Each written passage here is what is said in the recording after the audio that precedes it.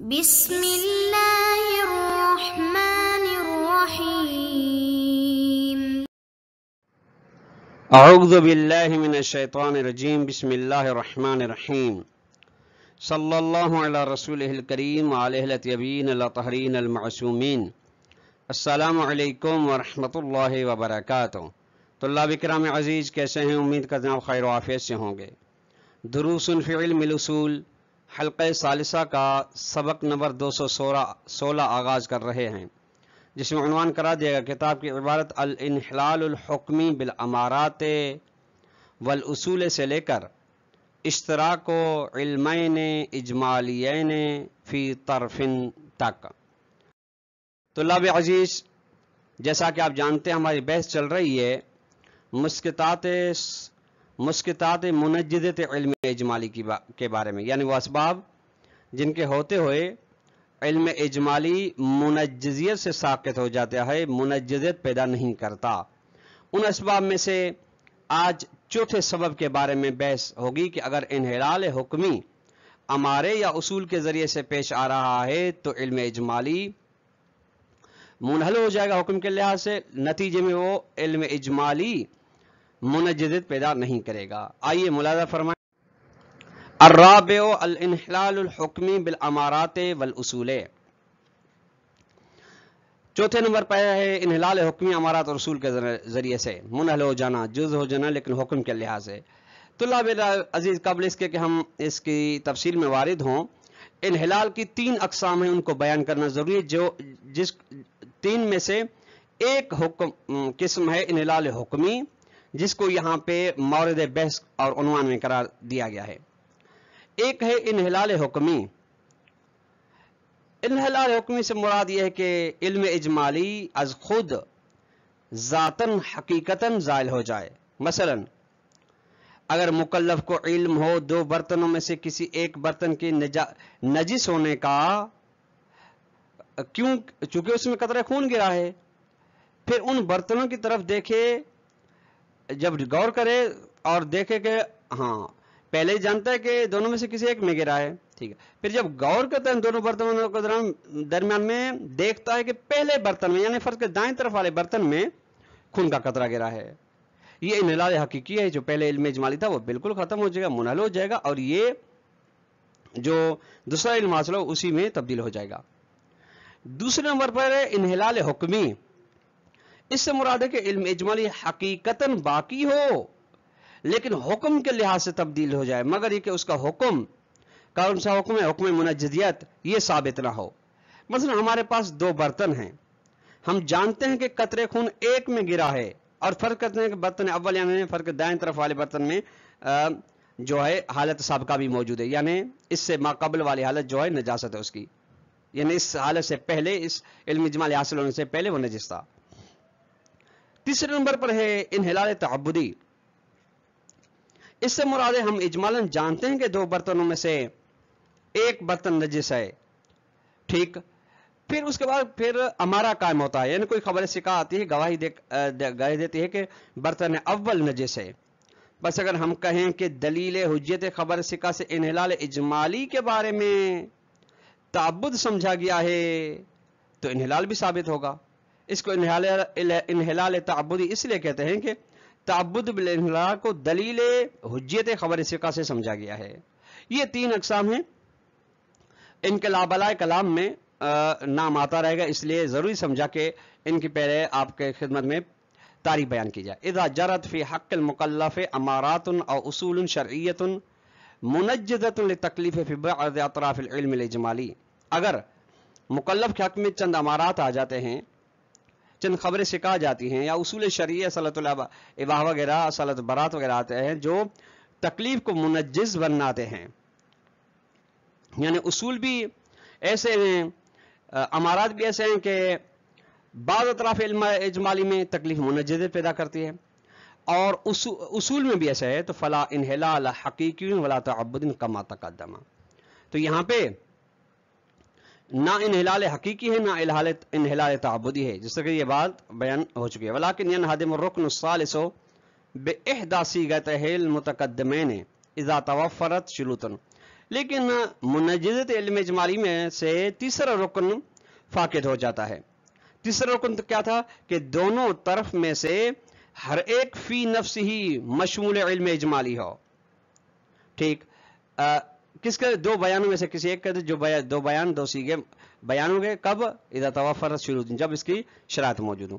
اب یہ شرائط جو تین طلاب کرام عزیز یہ انحلال حکمی کی ہیں. احدھا، پہلی شرط ہے کہ اللہ یقل البعد المنجز بالامارات او الاصل الشرعی عن العدد المعلوم بالاجمال من التکالیف، کہ بعض جو منجز پیدا کرتے ہیں وہ بعض افراد بعض اطراف جس نے منجز پیدا کیا امارہ اس کے بارے میں کام ہوا ہے خبر سے کہا یا اصل شرعی، وہ بعض کم نہ ہوں اس معلوم کی تعداد سے جس کے بارے میں علم اجمالی کا، یعنی جتنی تکالیف کے بارے میں علم اجمالی ہوا ہے اس سے ان کی تعداد عدد کم نہ ہو.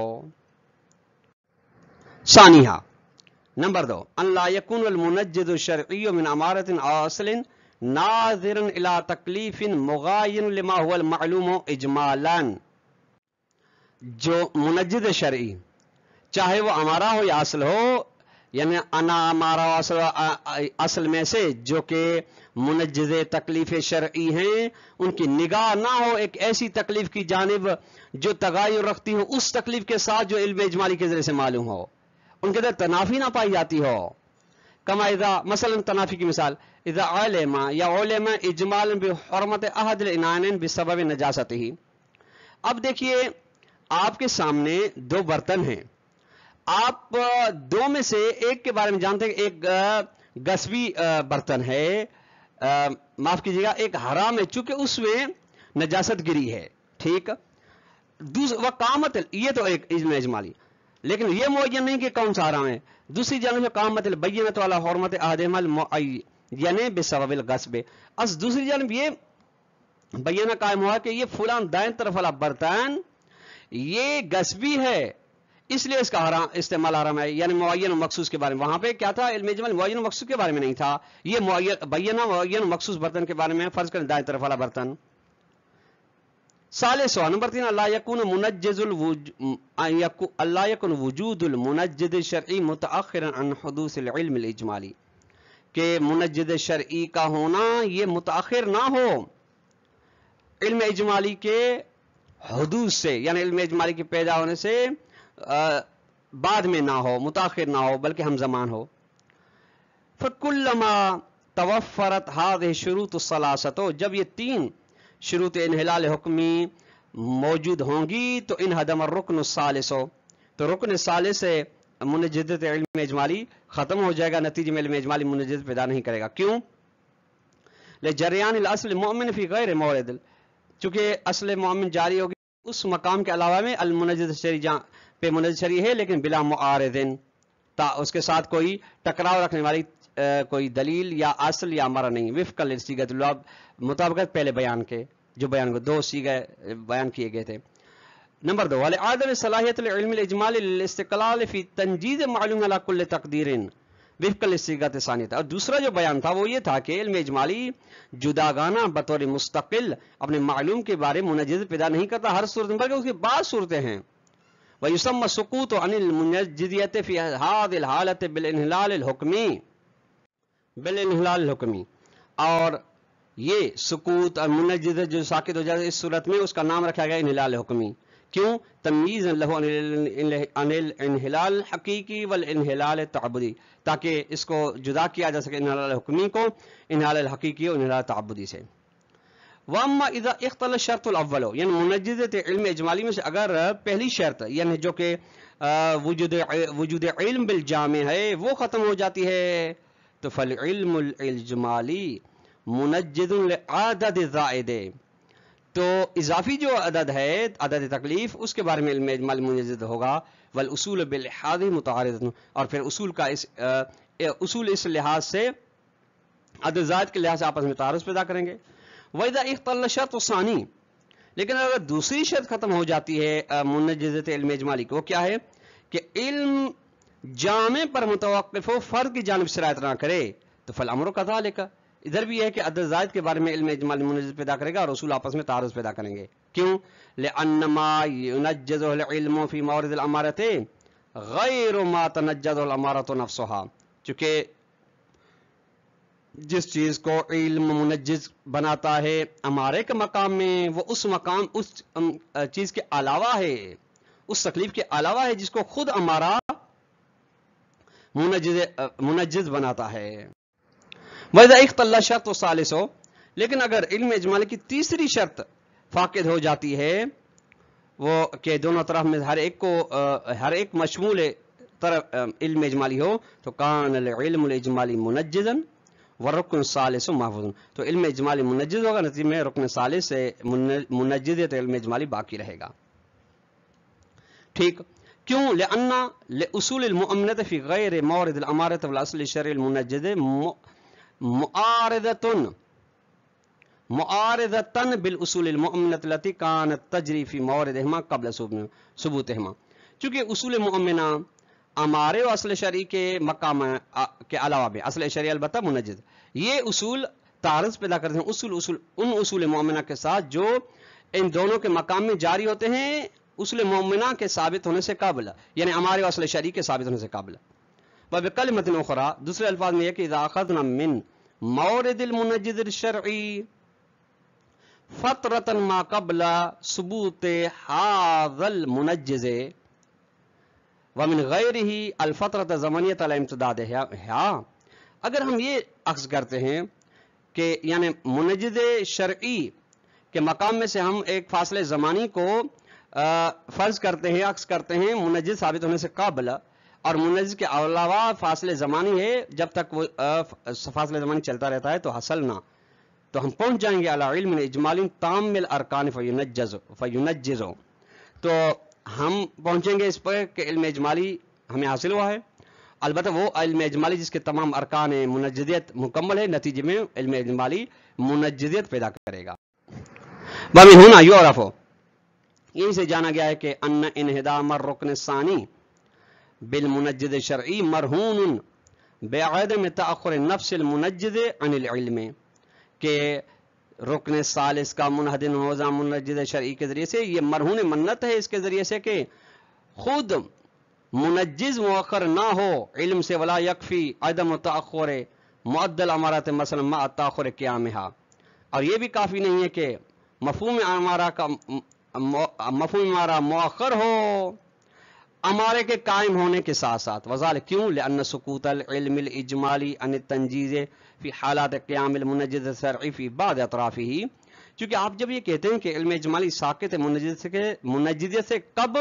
جب اس کے بعد اطراف کے بارے میں منجز شرعی اصلی امارہ قائم ہوتا ہے، تو انما ہوا یہ سقوط ہوا، یعنی سقوط ہے بسبب المنجزیت الشرعی، اس لیے کہ منجز شرعی اصلی ہمارے نے منجز پیدا کی ہے، اس لیے علم اجمالی ساقط ہو جاتا ہے بحدث صیغتین سابقاً، دو ان بیانوں کی بنا پہ جو بیان ہو گئے. والمنجزیت لا تبدأ الا من حین قیام الامارۃ اور جریان الاصل، منجزیت کا آغاز نہیں کیا جائے گا سوائے جب امارہ قائم ہو یا سوائے جب اصل جاری ہو، سواء کان المؤدى مقارنا لقیامها او سابقا علی ذلك، چاہے مفہوم میں امارہ متصل ہو امارے کے قائم ہونے کے ساتھ یا اس سے قبل ہو. وبالمقارنۃ، آخر میں فرماتے وبالمقارنۃ بین الانحلال الحکمی کما شرعنا ہونا والانحلال الحقیقی کما شرعنا آنفا، ہم جب دونوں کو ملاتے ہیں، انحلال حکمی کو جس کی ہم نے ابھی وضاحت کی یہاں پہ، اور انحلال حقیقی کی جسے ہم نے کچھ دیر پہلے بھی کی تھی وضاحت، ابھی بھی کریں گے، ان کو ملانے سے یا ظاہر ہوتا ہے کہ انہما یختلف، یعنی ان کے درمیان فرق کیا ہوا، یہ مختلف ہے ہذہ نقطہ، اس نقطے میں. واضح بات ہے انحلال حقیقی میں حقیقت علم اجمالی تبدیل ہو جاتی ہے، جبکہ انحلال حکمی میں حقیقت علم اجمالی باقی رہتی ہے، حکم جو کہ منجزیت ہے وہ تبدیل ہو جاتا ہے. فبینما درانا کہ العبرۃ فی الانحلال الحکمی، معتبر جو انحلال حکمی میں وہ یہ ہے کہ بعدم تأخر نفس المنجز الشرعی عن العلم الاجمالی، کہ منجز شرعی خود مؤخر نہ ہو علم اجمالی سے بلکہ اس کے ساتھ ہو. تو نلاحظ، ہم ملاحظہ کرتے ہیں کہ ان العبرۃ فی الانحلال الحکمی، جو انحلال حکمی میں معتبر ہے جو چیز، وہ کانت بملاحظت جانب المعلوم تفصیلی، ایک کہ اس کو دیکھا جائے گا معلوم تفصیلی کے مقام میں وعدم تاخر عن المعلوم اجمالی، اور وہ معلوم اجمالی کے وقت سے مؤخر نہیں ہوگا. پتہ کیوں؟ لأن میزانہ سرایت العلم من الجامع الفرد، چونکہ اس کا معیار کیا ہے کہ علم بجامع سرایت کر جائے فرد کی جانب، وہی یہ سرایت لازم قہریون، یہ غیر اختیاری سرایت ہے. کیوں؟ لانطباق المعلوم الاجمالی علی المعلوم تفصیلی، چونکہ معلوم اجمالی کی تطبیق ہوتی ہے معلوم تفصیلی پر، وہ مصداقیت و ہذا لذا کا، اور معلوم تفصیلی معلوم اجمالی کا مصداق بن جاتا ہے. ولا دخل لتاریخ العلمین فی ذلک، دونوں علموں کی تاریخ کی کوئی دخلت نہیں کہ پہلے کون ہے بعد میں کون ہے. فمتا مجتمع العلمان، جب دونوں علم اکٹھے ہو جاتے ہیں، ولا بقا نہ گرچہ بقا کے لحاظ سے، وحصل الانطباق المذکور، اور انطباق مذکور یعنی علم اجمالی کا انطباق علم تفصیل پر ہو جاتا ہے، تو حصل الانحلال الحقیقی، تو انحلال حقیقی حاصل ہو جاتا ہے، یعنی علم اجمالی کی حقیقت ہی تبدیل ہو جاتی ہے، منحل ہو جاتی ہے علم تفصیلی کی جانب. طلاب کرام عزیز، آج کا درس ہم نے اختتام کو پہنچا. السلام علیکم ورحمۃ اللہ وبرکاتہ.